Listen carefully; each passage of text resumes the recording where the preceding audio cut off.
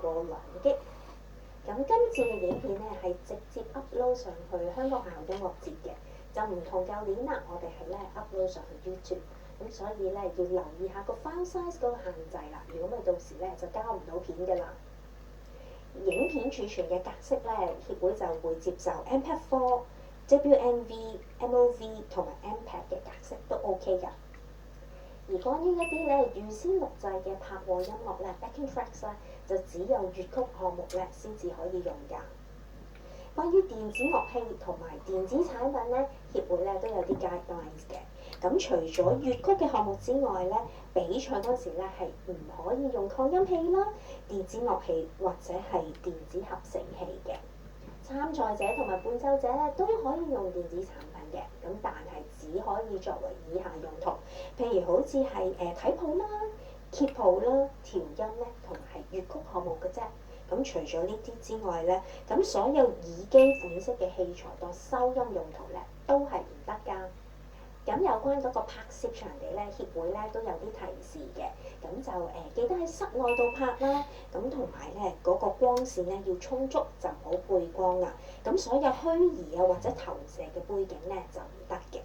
拍攝器材咧就可以用錄影機啦、數碼相機或者係智能電話都得㗎。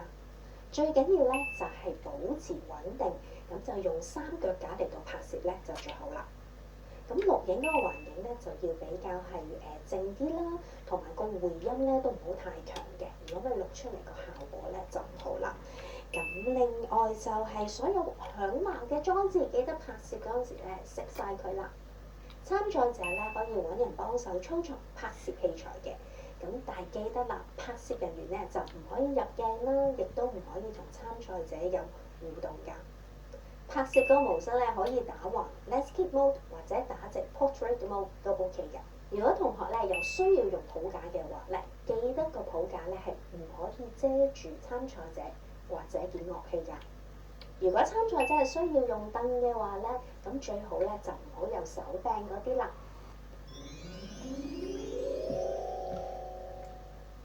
同大家講講錄影嘅流程先，咁記得啦，演奏之前咧，我哋係需要朗讀資料嘅。咁除咗粵曲嘅項目之外咧，所有嘅朗讀咧都係應該以英文去讀出嘅。咁要讀出啲咩嘢咧？就係要包括參賽通知書上面嘅聲明啦、項目編號同埋組別。如果係需要使用樂譜或者係自選曲項目嘅同學咧，喺呢個時候就需要出示樂譜封面2秒，或者如果樂譜係冇封面嘅話咧，就出示樂譜嘅第1頁，都係定嘅2秒。如果參賽者同埋伴奏者都係背譜嘅話咧，咁就唔需要喺鏡頭前面咧出示樂譜㗎啦。提大家啦，有需要用到伴奏嘅項目咧，伴奏者咧都應該咧係要好清楚咁影到㗎。其實所有影片咧都要咧好清楚咁影到參賽者嘅樣貌啦、成件樂器啦同埋動作嘅。咁而鋼琴咧就比較大件啦，咁我哋咧就唔需要咧影晒成個鋼琴。咁但係參賽者嘅面部咧、側面啦、雙手啦、完整嘅鍵盤啦同埋腳踏咧都係要影到㗎。譬如好似聲樂嘅項目啦，咁我哋咧要影到參賽者嘅全身。如果係弦樂組嘅話咧，咁我哋亦都要好清楚影到參賽者嘅面部、雙手同埋琴弓，成個過程咧都要好完整咁睇到成件樂器㗎。吉他咧就要好清楚影到參賽者嘅面部同埋雙手，仲有係成件樂器。口琴同埋直笛項目咧，亦都係要影到參賽者嘅面部同雙手啦，同埋成件樂器都係要好完整咁影到出嚟㗎。木管樂同埋銅管樂器咧，就建議咧就係側少少拍啦，因為咧可以清楚影到參賽者嘅面部同埋雙手。咁有陣時可能個樂器啦會阻擋到面部或者手嘅動作嘅。咁如果你側少少個位置咧，咁可以清楚影到㗎。敲擊樂器啦，咁我哋咧就係需要影到參賽者嘅面部同埋雙手啦，同埋整件樂器㗎。中樂嘅樂器啦，咁我哋咧亦都係需要影到參賽者嘅面部同埋雙手啦。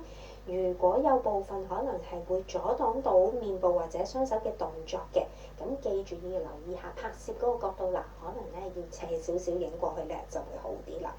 咁記住成件樂器咧，我哋都要全程影到㗎。跟住咧就講講提交影片啦。咁嗰個時間咧就會係2022年2月14號朝頭早10點鐘，去到2月25號嘅下晝5點鐘咧可以提交嘅。咁協會都提一提大家啦，盡量早啲交啦，因為如果越遲交咧，驚網絡咧會擠塞㗎。我哋提交影片嗰陣時咧，會有一個提交影片網上嘅表格咧，係需要填一填嘅。咁咧跟住先至再 upload 上去。咁喺1月19號咧，協會咧係會再出一個提交影片示範，咁到時記得睇一睇先至好交片啦。喺提交影片網上表格入邊咧，係需要填寫個參考編號啦，同埋咧係會有個驗證碼嘅。咁記住咧係同你嗰個參賽通知書咧係一模一樣㗎。參賽者喺提交影片之前咧，一定要好好 check 下條片有冇問題啦。因為如果喺評審期間發覺嗰條片咧係有任何問題，播放唔到嘅話咧，係唔會個別通知㗎。咁變咗咧，嗰個項目咧係唔會有評語啦、評分咧或者係獎狀㗎。評分準則咧同舊年都係一樣，都係分4部分嘅。咁第一個就係嗰個技巧熟練程度啦，就係個 technical 嗰方面啦。咁第二樣就係嗰個樂譜嘅跟隨程度 accuracy。第3樣就係個風格嘅理解個 style 同埋 interpretation。同埋第4樣啦就係個表演。Welcome to this talk. It's Sunday, the 26th of December. It's Boxing Day. Hope you had a great Christmas. Hope you're still having a great Christmas. Just a very brief update today, but there's some really important things I wanted to get across. Now, this is the first one here. The gap between getting first symptoms and getting hospitalised with Omicron in the UK is down to 10 days. So Omicron has got a shorter incubation period compared to Delta. And people that are being hospitalised, the small amount of people that are being hospitalised in the UK with Omicron are being hospitalised more quickly than they were with Delta. It's almost as if the whole thing is like compressed a bit. So it's really quite encouraging news, because we had been waiting for 2 or 3 weeks for people to get ill. Now it looks like we only have to wait for 10 days. And by and large, the whole point is that so far, most of us are not. Now let's just a little detail on that. This is from Dr. Jenny Harris, Chief Executive UK Health Security Agency. Now, the reason we're a bit confused on this is last week Sajid Javid said the typical lag was 17 days. Sajid Javid, of course, is the Secretary of Health. And of course, this 10-day lag, we would imagine, is going to be the same anywhere in the world, whether you're in the States or Namibia or the UK or Canada or Australia. Probably doesn't make any difference because it's the same virus. So it's largely the same amount of days I would expect. So Sajid Javid had said 17 days. But it appears that Dr. Jenny Harris, the Chief Executive of the Health Security Agency, had told him that. Now, again, I'm stressed and point out I'm not making political points here, because Sajid Javid just told what his doctors told him. So it's a bit surprising that what seems to have happened is that Dr. Harris has gone off pre-Omicron data and was talking about Delta data. So to say she was out of date is probably about the kindest thing we could say there, and we'll leave it at that. But it is surprising that the Chief Executive of the UK Health Security Agency would give out-of-date data, as appears to have happened, to the Secretary of State for Health, who's making decisions about the whole country. I'll leave you to work that one out for yourself, but it does seem a bit surprising. Anyway, that's what seems to have happened, because the Office for National Statistics data, the average is 9 to 10 days. So it's a shorter time. So from when someone first gets symptoms, if they are going to be hospitalised, typically 9 to 10 days average. Now, Jenny Harris had said probably the most significant threat we'd seen since the start of the pandemic. Well, this may or may not be the case. It's starting to look like it's not the case. But the point is, if people can't be sure about the data that's been given out by these very, very senior people, then who's going to believe too much about what they say really is the issue? There's a real credibility issue here. Something needs to be done about this, but that's not for me to say. We do know, and we've looked at quite a lot of data on this, that 50 to 70% less likely to be hospitalised with Omicron compared to previous variants. So many less people are being hospitalised with Omicron. Now, what I want to do now is show some orientation that illustrates this, and a bit of orientation generally. So let's just go on to that now. So here we see these are newly confirmed cases. Now, interesting points here. What is happening in Japan? Very, very low rates. Now, we know there's low rates of testing in Japan, but there just doesn't seem to be anything going on there at all. Australia, well, we know the cases are increasing sharply, and we know that Australia, we don't know that Australia, it looked like the other day that Australia was taking a bit of a herd immunity, community immunity policy there, which would kind of make sense because they are quite highly vaccinated now, and they've realised they can't go on with their stringent measures forever. Now, I know that created some political problems for people in Australia who know much more about that than me, but that's, anyway, what we can say for sure is that the cases are increasing in Australia and will carry on doing so really quite dramatically, I would think. At the moment, mostly in Victoria, New South Wales area, but it will spread around the whole country. Canada, likewise, Omicron increasing. This is the Omicron surge starting now in the United States. Make no mistake, the United States, it will be increasing really, really dramatically. Already it's being grossly underreported in the States. Was it 3-4 days ago there was 70-75% of cases in the United States were Omicron already? So now it's going to be even higher than that because the doubling times are 2 to 3 days. This is just taking over immensely quickly. Ireland, again, Omicron surge. United Kingdom, well, yeah, for sure. Denmark even further ahead in terms of new cases. So this is look at just how steep these lines are, just incredible. This is how Omicron takes over. Now, these are way out of date. Now, these are all these graphics, of course, are from Our World in Data, unbelievably brilliant site. Check it out for yourself. But they are out of date. So Australia does seem to be 80% Omicron. Now, that seems to be about right. United Kingdom, well, it's more 80-85% now. The United States, it's the same, so this is out of date. Japan, we don't know. Denmark, we believe it's much higher as well. Ireland, we believe it's much higher as well. Canada, I believe it's much higher as well. So out of date, but it is starting to show now, even on the Our World in Data, as Omicron well and truly takes over. Now, a number of patients in hospital. Now, this is interesting and mostly reassuring. Now, Canada going up slightly, Ireland has actually come down, Denmark levelled off, despite the very high levels of cases in Denmark.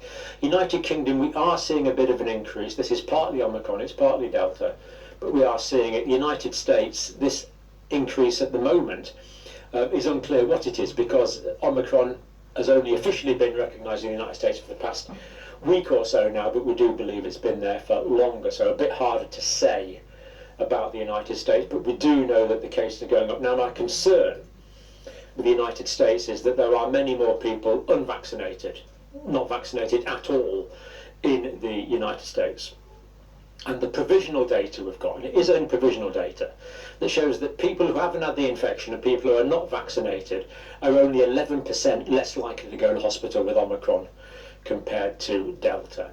So it could well be that there's these large amount of people in the United States who are really quite prone to Omicron infection because the intrinsic pathogenicity only appears to be 11% less. The reason we're doing so well, as we'll see in further slides, is we've got so much immunity in the UK and other places. Now, that's why we're doing so well, rather than it being intrinsically less pathogenic. So I am concerned that there's going to be greatly increased hospitalizations in the United States. Of course, the United States already has surpassed 800,000 deaths. It's just a terrible situation. And I am concerned that is going to go up in the States because of the low vaccination rates on some segments of the population. So that's my big concern at the moment. So I'm much more concerned for the United States right now than I am for the UK. But there we are, that's the hospital patients at the moment. Now, this is from the Office for National Statistics. Infections increased, of course. I think we know that. Infections have increased. Hospital admissions remain similar. This is just data from a couple of days ago. Deaths have actually gone down a little bit. in the UK. Over 4 in 10 adults had 3 vaccine doses, and of course many more have had first and second doses. Over 9 in 10 adults had antibodies. 95% have got antibodies at the moment. So really we can say about 98% of the population of the UK have been exposed to SARS coronavirus 2 in one way or another, and this is a measure of social distance, which is similar, about their unit of 40. So there we go. I mean, that really summarises things quite well. Remember, the delay is now only around about 9 to 10 days, so we're not seeing dramatic increases in hospitalisations in the UK, which is good. Now, this is the Health and Human Services data from the United States. So inpatient beds, 71.85% occupancy. Of those, of the total beds, 9.63% occupied by COVID-19 patients. So still fairly high in the United States, but of course a lot of this is Delta hangover. But as we've said, Omicron, perhaps 11% less pathogenicity, so people in the United States with no vaccine doses at all are at risk. What is less clear in the States is how many people have had natural infection, because there's been a lot of natural infection spread around the States. But for those people who are completely unvaccinated and who have had no natural infection, only 11% reduced chance of going to hospital with Omicron. So really worth thinking about if you know people in the United States who aren't vaccinated at all. Well worth thinking about that mere 11% reduction in hospitalisation. This is ICU beds, so 75% occupancy, which is probably about right. I mean, when I worked on intensive care, that was kind of what we ran at most of the time, because they're very expensive beds to maintain, so you don't want to be maintaining a lot more than you've got. So 50, 60, 70% occupancy is not out of the way. It starts getting pretty stressful when you get above 90, but this isn't out of the way. But quite a high proportion of those in the States occupied by COVID-19 patients, 21.28%. Now, this is the latest figure from the UK. Hospitalisations with confirmed Omicron. In the UK, 366. Deaths so far, 29. I'll have more to say about that in a minute. It's fairly reassuring. Now, last week, Chris Whitty kind of gave us all a bit of a fright, the Chief Medical Officer, by saying Omicron is as well as Delta. And at the time I thought, well, I don't know, I suspect it's just a transition stage. So let's see what the data is telling us now. Now, this is the latest data. I'll give you the links, of course, to all this. Now, obviously what we see here is London. These bars are daily cases. So here it was all Delta. And then we started getting Omicron. Well, not that long ago, what, 1, 2, 3, 4, 5, 6, 7, 8, 9, 10, 11, 12, 13, 14, 15, 16, 17, 18, 19, 20, only 21 days of data there. So we are still in relatively early days. But the point I'm making is, this was all Delta, and this is Omicron. Now, it looks to me like the green bars are getting smaller. The green bars are getting smaller. And there's no question there that green bar is smaller. That one's smaller there because it's incomplete, but that one's a bit smaller than that one, and that one's a bit smaller than that one. And in other words, what this means is, and this is the crucial point, is that Omicron is displacing Delta. And that is really good news. It is displacing it. So that is the data from London, which of course is ahead. So as we see there, 93.4% Omicron in London at the moment. But just to give another area, just to make sure, South East, for example. Now, and again, the key thing is the size of the size of the green bars here. The green bars are getting smaller. No question about it, as the Omicron gets bigger. So the Omicron is displacing the Delta. And that's what we wanted to see, because the Omicron features are less severe and hospitalisations are less. Now, the other data we've been keeping an eye on, South Africa. Just over 9,000 patients in hospital in South Africa, so it's not scooting up. Not many in ICU, not many in high care. And remember, this is for a population of 60 million, so remember that kind of context. And people currently needing oxygen, gone up slightly, gone up by a couple of hundred. for the population of 60 million, now 1,409 people who diagnosed with Omicron, because it's all Omicron in South Africa now, who are in hospital requiring oxygen. Not all of these requiring oxygen for COVID, because many are incidental. About 50% of these, we believe, are incidental admissions. So remarkably good news, remarkably good news. Slight provisos here. This is London. These are people in hospital in London, so we can see this is going up over the last few days. Each block here is a day, so that's going up a bit in London. And of course London is ahead, so the rest of the UK will be following. So are we going to see some increase in hospitalisations in the UK as a result of Omicron because it's so massively everywhere? Yes, some. Is it going to be small and modest? We hope so. To put numbers on that, 2,260 people with COVID in hospital in London at the moment, but most of these, we believe, are not Omicron. Most of these are not Omicron. So the REACT study, round 16, the REACT study, remember, is looking at the amount of immunity and things in the population and the amount of infection. It's a collaboration between Imperial College London and Ipse Moray. Round 16 detected 11 cases of Omicron up to and including the 11th of December. This is the antigen branch of the survey. So basically we can say that Omicron began on the 11th of December, because then they'd only detected 11 now. There were more in the pipeline, obviously there was more than that. But mid-December, early mid-December is basically when it started. And of course we won't know the next one for, is it every month that comes out? I can't remember now. Anyway, these are all the references for all the slides we looked at. So everything we say there is hopefully evidence-based. Now, I'm going to keep, this is for the 24th of December. I'm going to just keep an eye on this. So total new cases per day, 122,000.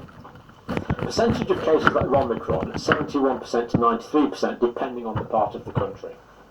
Patients in hospital as of the 24th, 8,240 patients in hospital. Patients with Omicron in hospital, 366. So there we go. I haven't bothered working that out as a percentage, but 366 patients with Omicron, diagnosed with Omicron in hospital, a total of 8,040 patients with COVID in hospital altogether in the UK.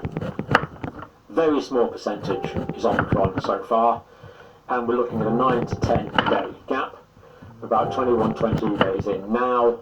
So yes, we are going to see more increase in hospitalisations because of the very rapid increase in cases, but I believe it's still going to be small. Remember, the vast majority of cases presenting as a common cold now.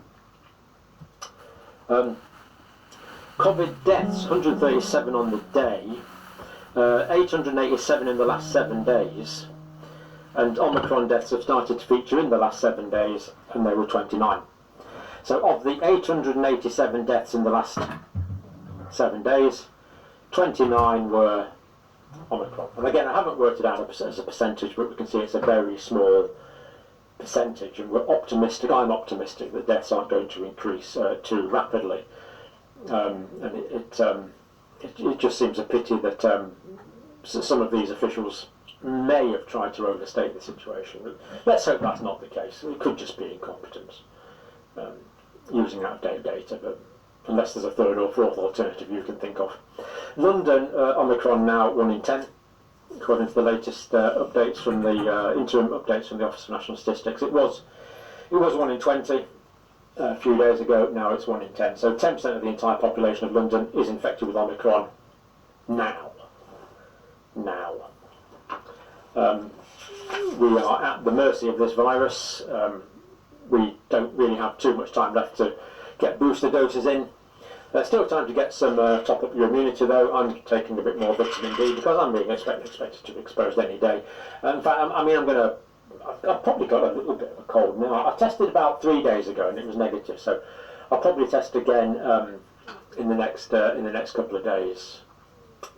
Keep an eye on me. Now, one last thing. Now, this is from BT in Namibia.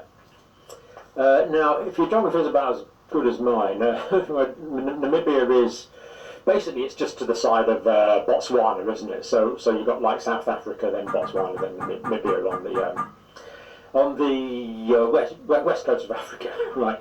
Quite a lot of desert in Namibia, I believe. But anyway, let me read you this from BT. This week in Namibia, we had 64 people in the whole country in hospital with COVID. And we're also more than 90% Omicron since November. So because it's just next door to Botswana, there's been lots of Omicron there already. So, and in fact, did Omicron arise in Namibia and then go to Botswana next door? Well, we don't really know, it was that part of the world. But if we assume it started in Botswana, then it went south to South Africa, it went west to Namibia. And it's that part of the world where it almost certainly started. So, this week in Namibia, we had 64 people in the whole country in hospital with COVID-19, despite having 9% Omicron since early November, since November. Our total population size is just 2.7 million. Everyone I know, including myself and both my parents, has had Omicron in the last few weeks. So basically it's ripped through the country. Despite very low vaccination rates, our population is poorly vaccinated, 25% vaccinated. But the death and hospitalizations have increased, but not like during the Delta wave. So they've increased, but only to 64. So they have increased a bit, but not very much. And this is with low vaccination status. Now I think we can assume that in Namibia, like South Africa, there's been a lot of natural immunity from people that have been exposed to previous waves, such as the wild type, the alpha type, the beta type, the delta type that went through that part of the world. So, younger demographic, of course, in Africa, but so far quite a relief. The other big proviso is that so far, in the UK at least, the proportion of the people in the population that have been mostly affected so far have been in the younger age group. So how this is going to affect older people when older people are infected, as they're going to be in the next week or so, less sure about, but they are more vaccinated. They're more vaccinated.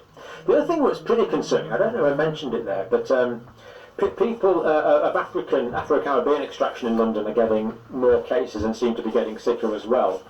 And of course that's the very part of the population that are most likely to be deficient in vitamin D. So do have a discussion with your friends about that. Make a few phone calls, see what you think. I know I've increased mine because I believe the evidence is there. And that's just a brief update, and thank you for watching.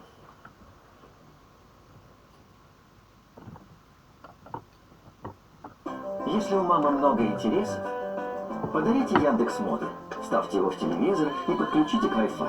И он хоть фильмы про орнитологию найдет. Алиса, включи мультики. Хоть мультики включи. Яндекс.Модуль.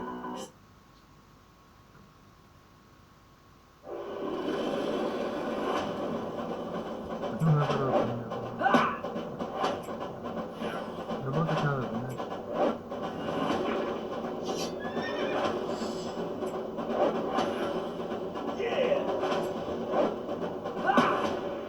Немножко сделаем.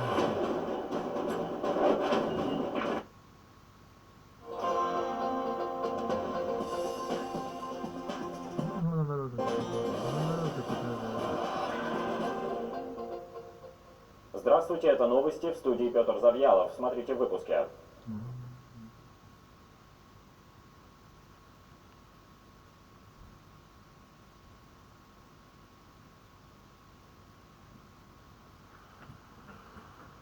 E-Oral Trainer.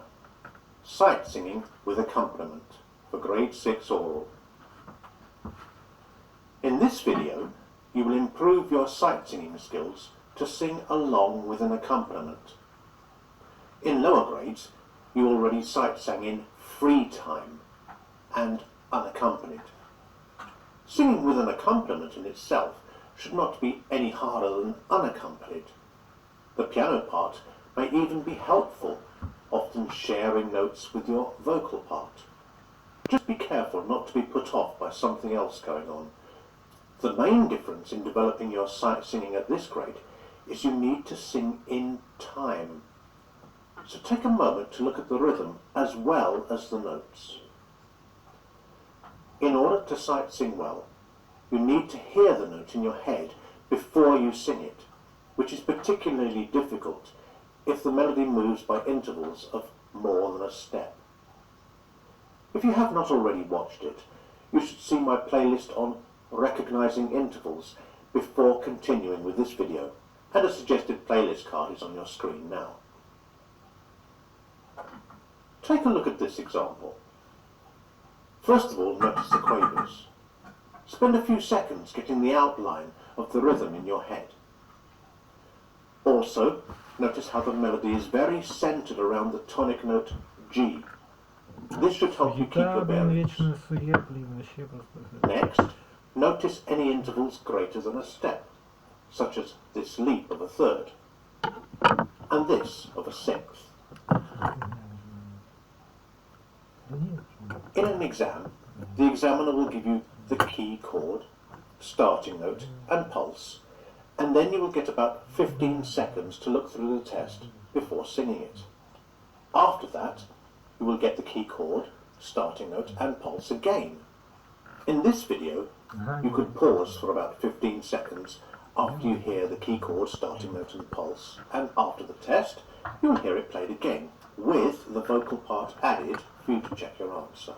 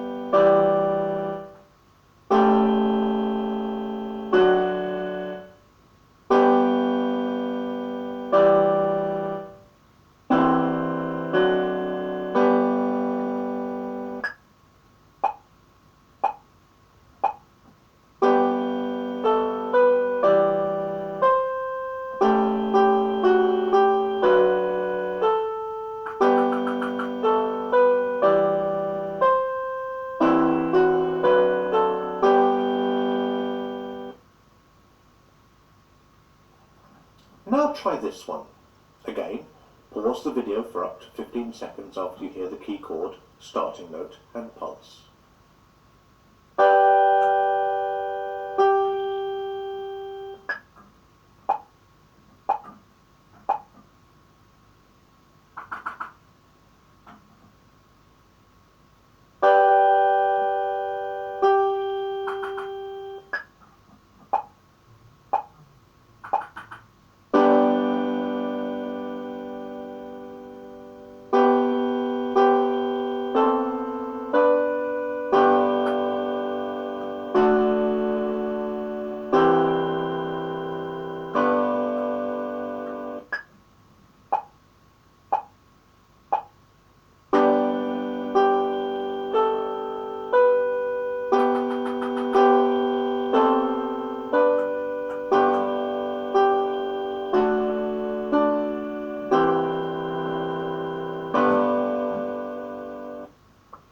This one is in a minor key, but should be quite easy as it moves mainly by step.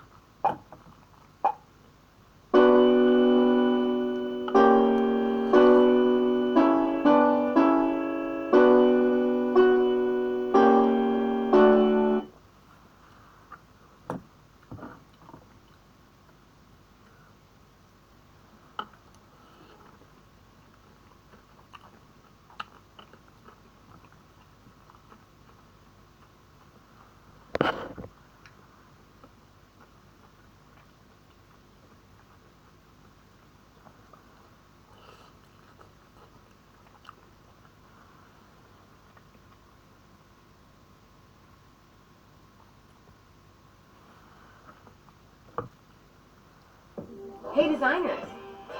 Want to know how I work like a freelancer but deliver like a studio? I use Envato Elements. It's my little secret. Envato Elements gives me everything I need to get my design work done. I use it to create better designs faster. I love it because it's the only creative subscription that gives you unlimited downloads of graphic templates, photos, stock graphics, fonts, textures. All this is Dr. Mubin Sayed from drbean.com. Welcome to one more show. So to kind of understand and see that the tide is turning, and I wish it continues to turn downwards and the COVID pandemic goes away, start looking at the headings and news, and you would see that a lot of the words are creeping up, which are, for example, it seems like it is less severe, it seems like less hospitalization, it seems like it, even if it causes a breakthrough infection, there is still better protection, and so on. You would see people are becoming tired. You would see the part of the news headlines. You would see today, for example, I saw that a headline was that folks in the advanced age are saying that we are tired of it, we are losing time with this. And many of the healthcare leaders starting to say that it seems like we may not need stricter lockdowns and so on. So all of this is actually an indication that there is definitely a turn towards positive with Omicron. There are people who are still getting sick, there are people who are still dying. However, I think that the rate is reducing and the percentage is reducing. So what I did today was, for the Christmas, I pulled together majority of the important studies that show us a picture of the COVID-19 at this time under Omicron. In some countries it is still spreading. So let's look at that, and some of you would like to understand what is going on with the hospitalization. Some would want to know about the severe disease. Some will want to know if the pathology is severe and so on. So I have pulled those studies together to create a package. So let's look at it together.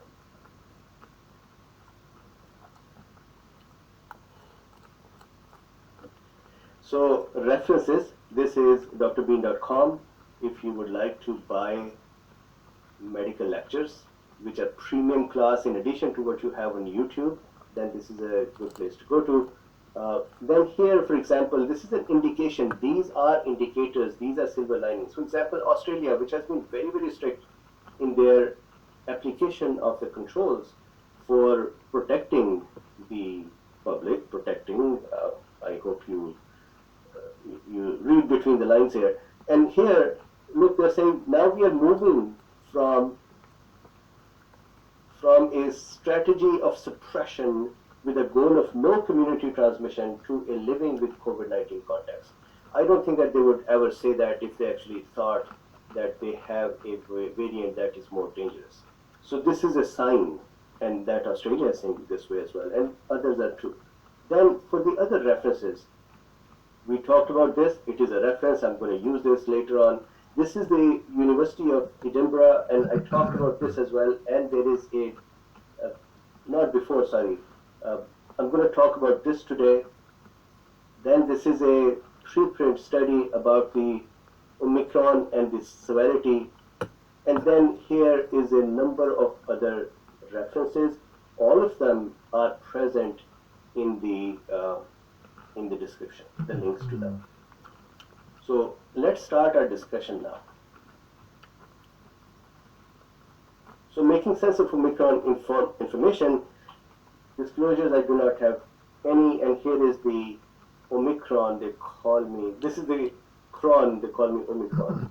So hospitalization and disease severity. So the first part of the presentation, what is going on in the hospitalization.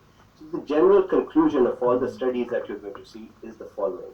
Number one, there is 50 to 80% reduction in hospitalization from Omicron.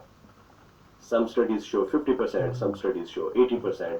So that is the range. In some communities, 50, for example, UK's communities are showing 20 to 50% reduction. South African communities are showing 66 to 80% reduction. So there is a decent reduction rate, and various communities would have different. But there is reduction in hospitalization. That is an amazing news. And then 50% less risk of hospitalization in previously infected. This is also very important news. we keep hearing that, hey, there is a breakthrough infection or reinfection and we are in trouble. And this seems like this is going to be SARS-CoV-2 or new COVID-19 or 21. I also said that at some point. So 50% less reduction in previously infected. So that is also important. Long COVID is still an unknown because the time is too short. And then once in a hospital, so studies are now showing this as well, both South Africa and UK studies, once in the hospital. So let me back up for a second. Let's say you have 100 people here infected with Delta and 100 people on the other side infected with Omicron. There would be lesser number of people going to hospital from the Omicron group. However, once the people are in the hospital, then at least the studies are saying that disease progression within the hospital is similar. I still feel that there is a difference between them because most of the news that I am getting, anecdotes that I'm getting from various countries, from my friends, they say 1 or 2 days stay and people come out. This is in contrast to the study. So we'll stick to the data for the time being. I think that there will be good news on that side as well. Then 5.41 folds increased risk of reinfection compared to Delta. So I said above 50% less risk of reinfection. And down here 5.41 fold of increased risk. So there are various studies that are showing data that increased cases will be balanced against a reduced severity. So this is another important thing, but this message is coming from UK studies. They are saying that, yeah, sure, we agree that there is less hospitalization, but because there is a greater number of cases, then the hospitals would still be filled with more people, and there is then a risk of people dying as well. I think that there would be further modulation of this message as they see more and more data, and they would see that even if there are cases that are more, not a higher percentages ending up in the hospitals, many are now youngsters, many are vaccinated, and then the Omicron itself is not very, very dangerous. So they would see that there will be positive outcome on that side too. Then, so now the studies that back up these conclusions, and I think these are important conclusions. Scotland.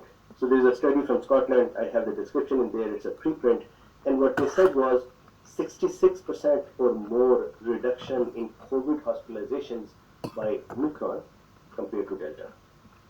The study has 23,840 Omicron positive patients, and they are considering Omicron positive by those who have a one signal failure on the testing for COVID or for Delta. So as the spike protein target signal failure is the signal which is now being used for Omicron. So 23,840 cases. This study is November 1. So they are considering November 1 to be the beginning to December 19th of 2021. The first case of Omicron in Scotland was on November 23. Remember, South Africa reported it on November 24. They said before that this was in Botswana as well. So it may not be that the South Africa was the very first country. They may be the first to report it, but it seems like Omicron was present in other countries.